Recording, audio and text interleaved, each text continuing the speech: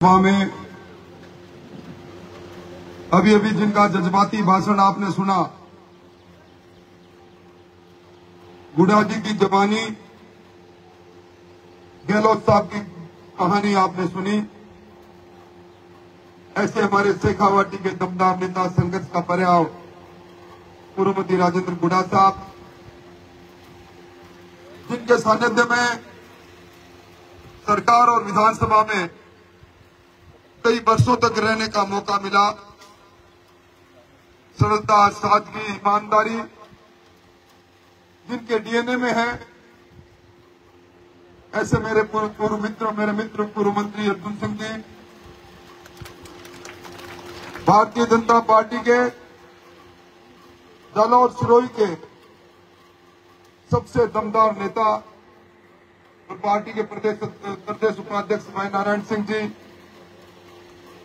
मंच पर विराजे मेरे मित्र जिनके साथ विश्वविद्यालय के दिनों की यादें आज भी ताजा है, दिलीप सिंह जी, आदरणीय शशि कंवर जी, भवानी सिंह जी, मंगल सिंह जी, पत्रकार से राजनीति में आए सरवण सिंह जी, आदरणीय बड़गांव ठाकुर साहब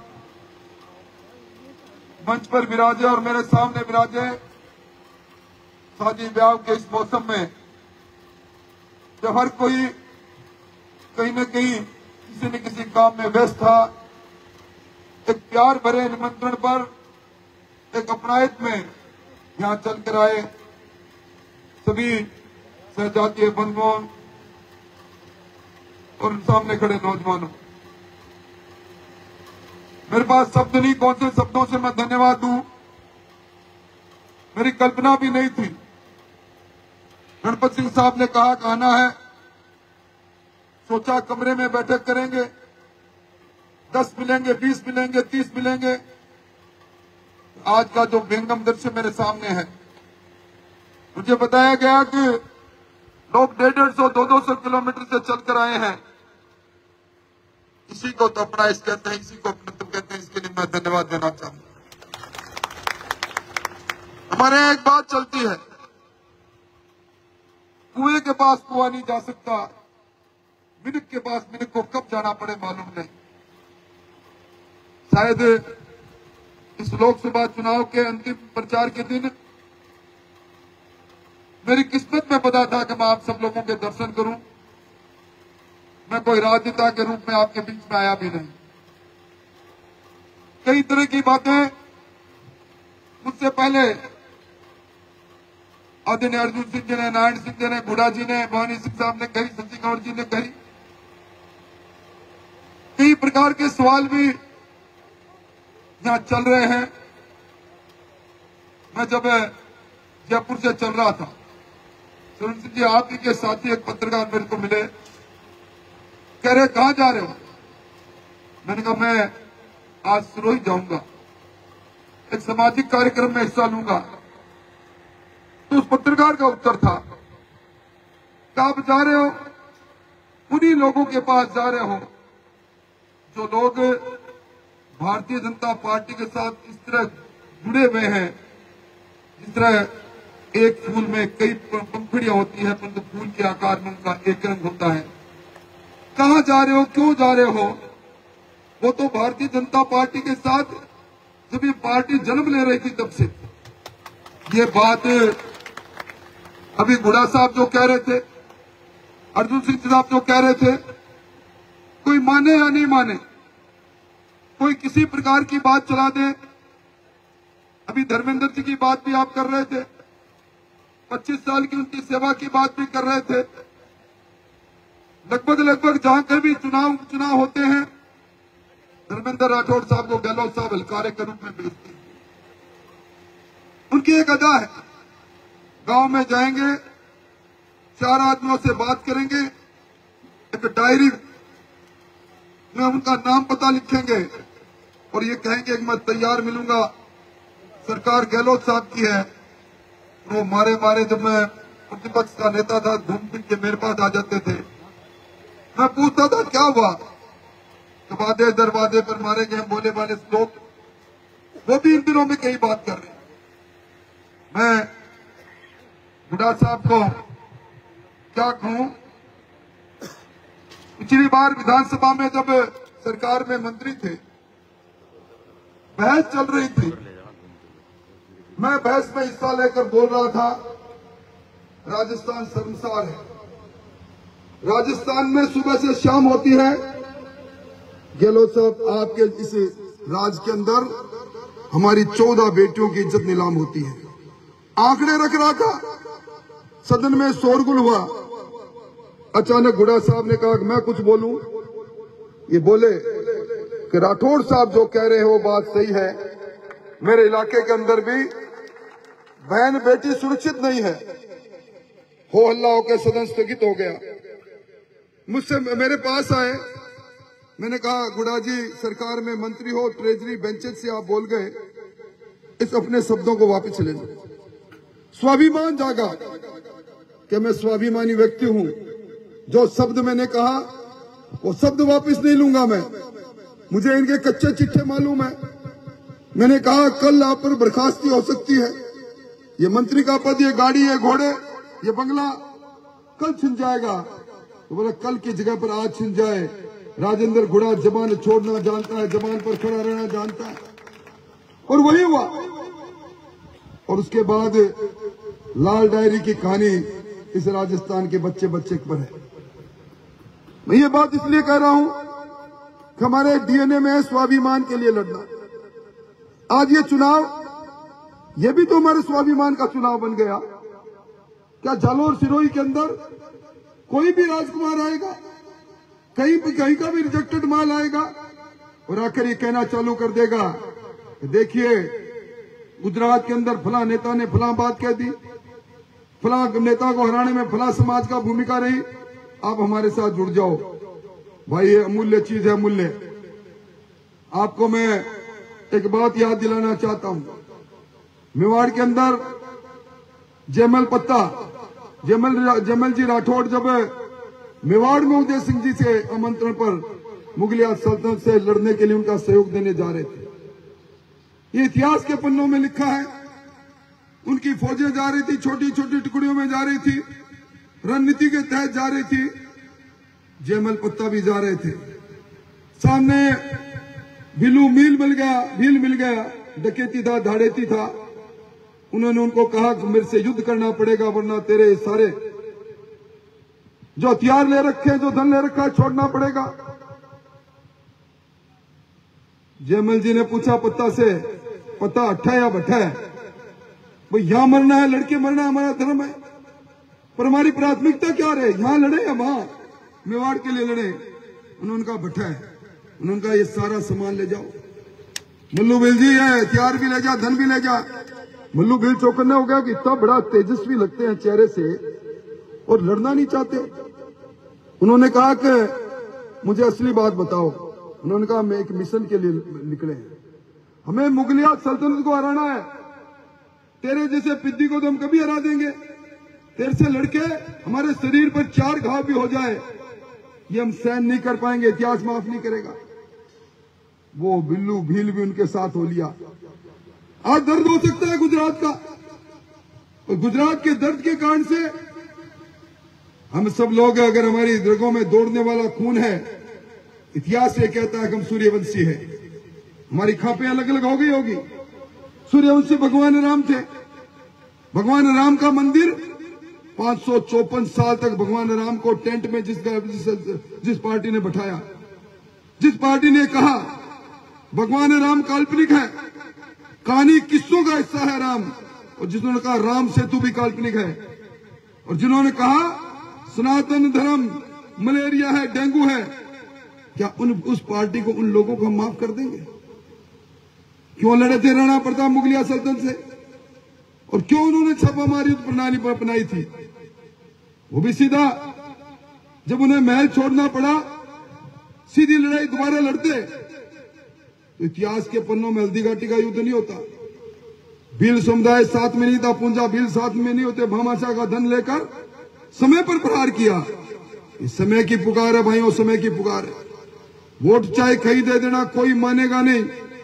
लोग यही कहेंगे, कांग्रेस के लोग तो अंदर से ये मानेंगे कि ये वोट भारतीय जनता पार्टी का वोट है। या किस प्रकार के मुकदमे, किस प्रकार का बात रही। अभी तो वो महानुभाव सीधे शासन में नहीं थे, निर्दलीय थे। उसके बाद भी दिलीप सिंह जी से कई बार सुना करता था कैसा कैसा शासन चला था, क्या उन्हें ताकत देंगे हम। इसलिए भाइयों, ये चुनाव हमारे सब के लिए चुनौती है।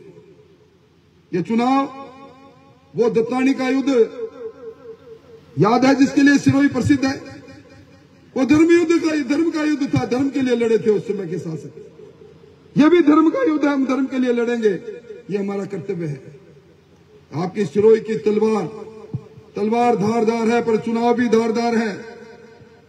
मुझे बड़ा अजीब लगता है जब लोग कहते हैं कि रस्सी पर चल रहे हैं आपके समाज के लोग। रस्सी पर चल के कोई इधर उतरेगा, कोई इधर उतरेगा नहीं।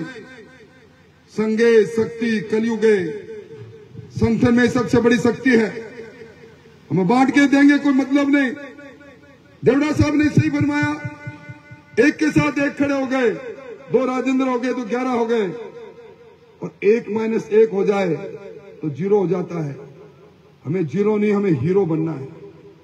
आज देश की जो हालात जिनके बारे में भी देवड़ा साहब ने कहा, आप मुझे ये बताओ, आपने कश्मीर का जिक्र किया था। कश्मीर में धारा 370 थी। कश्मीर के पैरों में बेड़ियां थी। वहां फौज में कौन जाता था? आपका और मेरा भाई बेटा जाता था, पत्थर खाता था, आतंकवादी उड़ाते थे। अरे सुहाग उजड़ता था मेरी बहन बेटियां का। आज अगर वो समाप्त हुआ, सम्मान किसका बना? आज हमारे यहां फौजी बहुत है, 1 रैंक 1 पेंशन, बातें होती रही। 96,000 करोड़ रुपया सीधा गया, सैनिक के हाथ में गया। रवि नारायण सिंह साहब सही फरमा रहे थे, गरीब के आरक्षण की लड़ाई हमने सबने मिलकर लड़ी। लड़ते गए, मोदी जी आए तब ईडब्ल्यूएस का आरक्षण हमें मिला। विसंगतियां है, मानते हैं, और वादा करके जा रहे हैं, उनके लिए लड़ेंगे, करेंगे, और उनको दूर करने का काम भी करेंगे। परंतु भाइयों, आज ठीक 5 बजे प्रचार बंद है, और उसके बाद में घंटों के हिसाब से मत की पेटी तक आपको जाना है। कैसा लगता है? बुढ़ा जी और मैं शेखावाटी से आते हैं। शेखावाटी में मतदाता कोई नहीं रहता, वो समर्थक रहते हैं। एक एक मत जिसको जिस तरफ मिलना है, समर्थक की भूमिका में गली कूचे में घूमता है।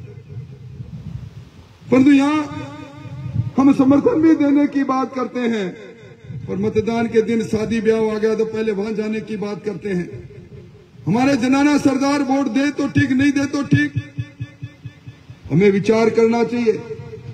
लोकतंत्र के उत्सव में हमारी भागीदारिता नहीं रहेगी। दुनिया का सिरमौर बनाना चाहते हैं हिंदुस्तान को, सबको गर्व होता है। जब कभी भी आप विदेश में जाते हैं, लोग कहते हैं मोदी जी के हिंदुस्तान से आए हो, उस हिंदुस्तान से आए हो जिसकी सेना दुनिया की 4थी सबसे बड़ी सेना है। उस हिंदुस्तान से आए हो।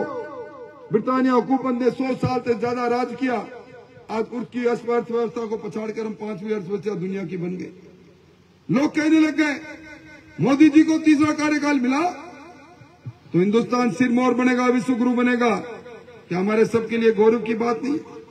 हमारे पुरखों ने तो इस धरती के सम्मान की लड़ाई लड़ी।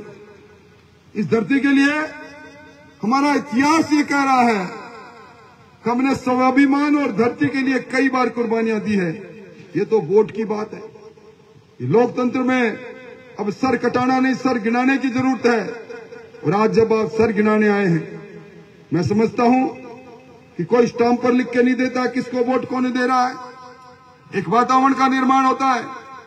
आज समाज की जाजम बिछी है, सिरोही जिले में बिछी है, हनुमान जी के पवित्र मंदिर में बिछी है। 2 दिन का समय बीच में, तो क्या हम यह संदेश लेकर नहीं जाए? जो कुछ भी थी छोटी मोटी बात रही, घाव लगा होगा कहीं, पर हमें जयमल पत्ता की वो बात 18 भट्टे की याद रखनी है। और भट्टे के लिए अपने को दिल्ली के अंदर मोदी जी को प्रधानमंत्री बनाने के लिए ये छोटी बात को भूलना पड़ेगा। कितनी टिप्पणियां कब कब नहीं आई, कब कब कौन कौन नहीं बोला, और चुनाव के वक्त में क्यों याद दिलाते हो? अरे इतिहास तोड़ मरोड़ा जाता रहा। गोविंद सिंह डोटासरा ने कहा कि अकबर महान था, महाराणा प्रताप महान नहीं। उसको कहा महाराणा प्रताप की जय बोलो, तो नहीं बोलूंगा जय। वो याद नहीं कांग्रेस के लोगों आपको? आज इस बात को याद दिलाकर हम जिसके वंशज हैं उनसे दूर करना चाहते हो आप याद करो, जब लोकतंत्र शैशव अवस्था में था, राजतंत्र के बाद में सबसे पहले राम राज्य परिषद बनी, उसके अंदर कोई थे तो हमारे सेरेमोनियल हेड, हमारे जो पूर्व शासक थे वो थे। उसका रूपांतर स्वतंत्र पार्टी के रूप में हुआ। यहां संविधान सरकार बनने की नौबत आ गई। अगर भीलवाड़ा के महाराज हरिश्चंद्र जी की मृत्यु या हत्या नहीं होती तो शायद दूसरा नजारा होता। उस समय हम स्वतंत्र पार्टी में थे। खाचरियावाद से भैरव सिंह जी चले। जनसंघ भारतीय जनता पार्टी के जन्म पर, अभी मुझसे पहले सही कहा, संस्थापक सदस्य थे हम। कितने लोग भैरव सिंह जी को जाना करते थे, पर भैरव सिंह जी है एक गरीब का दास है। स्वतंत्र पार्टी से छोड़ छाड़ के भारतीय जनता पार्टी में रहे। और आज जब डबल इंजन की सरकार बन गई, सरकार पैदा करने में हमारा सहयोग रहा। कौन हारा होगा, कौन जीता होगा, मैं नहीं कह सकता। मैं राजस्थान के चप्पे चप्पे पर गया, जहां भी गया हमारे समाज के व्यक्ति ने खड़े होकर कहा भारतीय जनता पार्टी हमारी मां है, इसका शासन बनाएंगे, हमारी भूमिका नहीं। आज जब सरकार बन गई, सरकार के 4.5 साल का समय शेष है, तो कुछ लोग हमें दूर करने की कोशिश करने के भ्रम फैला रहे हैं। हमें भ्रम में नहीं आना। और आज कहकर जा रहा हूं मैं ये नहीं कह सकता सब कुछ कर दिया, पर सिरोही का प्रभारी मंत्री रहा था बीच में। आप में से जब कभी भी किसी ने मेरा दरवाजा खटखटाया होगा, मैं ये नहीं कहता मैंने सब कुछ कर दिया होगा, परंतु ये सोचकर जो आया है वो नर नहीं है, नारायण है, और नारायण की सेवा करनी चाहिए। मैंने कोशिश हमेशा करता। आप हमें मजबूत नहीं करोगे तो कौन मजबूत करेगा? मैंने कहा ना, मैं अपनाइश से आया हूं, अपनत्व से आया हूं, अपने लोगों के पास आया हूं।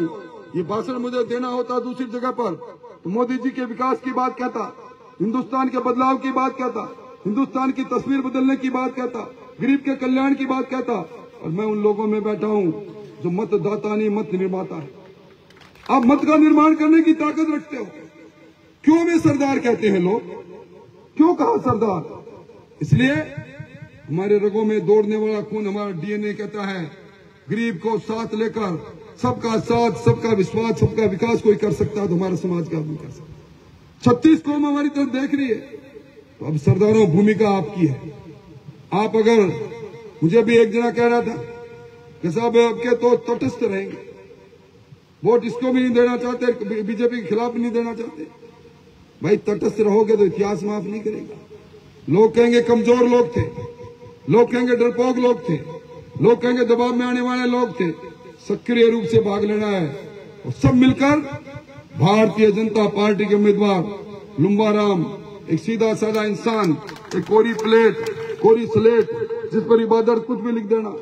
मैं और कोई नेताओं की बात नहीं करता, पर लुम्बा राम जी को मैं बरसों से जानता हूं। एक सच्चा सीधा आदमी है जिसको क्या क्या राजनीति नहीं आती, कल को सीख जाए मुझे मालूम नहीं। लुम्बा राम जी को वोट देना एक गरीब की मदद करना है, एक खेत में खेती करने वाले किसान की मदद करना है जो धरती का सीना चीर कर अन्न पैदा करता है। इसलिए मेरी आपसे प्रार्थना है। कहते हैं बड़ी दूर से आए हैं, प्यार का तोहफा लाए हैं, वो तो नहीं, पर बड़ी दूर से आया हूं, अपनापन का तोहफा लाया हूं। मेरी बात से सहमति हो, अपने को दिखाना है। आज की इस बैठक के बाद में इसकी चर्चा जरूर करना। हनुमान जी के मंदिर में हम सौगंध खा के आए हैं, हम उसी को लाएंगे जो राम को लाए हैं, एक बार फिर भगवा फहराएंगे। तब होगा तो सब मिलकर हम काम करेंगे, और सब मिलकर काम करेंगे। हाथ खड़ा करके विश्वास दिलाओ कि आज के बाद, इस सभा के बाद हम चैन से नहीं बैठेंगे।